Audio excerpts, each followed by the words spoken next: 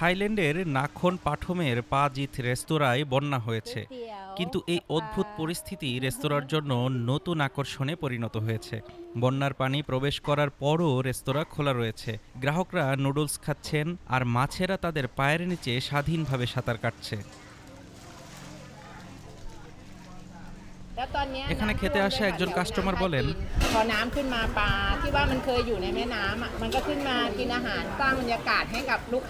আমরা এখানে এসেছি নুডলস খেতে এবং এই মাছেদের সঙ্গে সময় কাটাতে। মনে হয় যেন হেলথ স্পায় আছি। রেস্টুরেন্টের মালিক বলছেন, এই পানি দীর্ঘ সময় থাকবে না, এটা বছরে একবারের মতোই হয়। তাই আমি সবাইকে আমন্ত্রণ জানাচ্ছি, থাই এবং বিদেশিরা এসে উপভোগ করুন।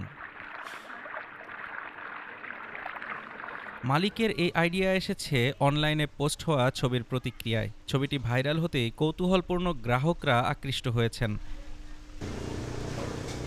প্রায় 2 সপ্তাহ আগে ভারী বর্ষণের কারণে নদী বাঁধ ভেঙে শহরে ফ্ল্যাশ ফ্লাড হয়। যদিও মধ্যবর্তী নদীর পানি কমছে, 13টি প্রদেশে এখনও বন্যার পরিস্থিতি জটিল।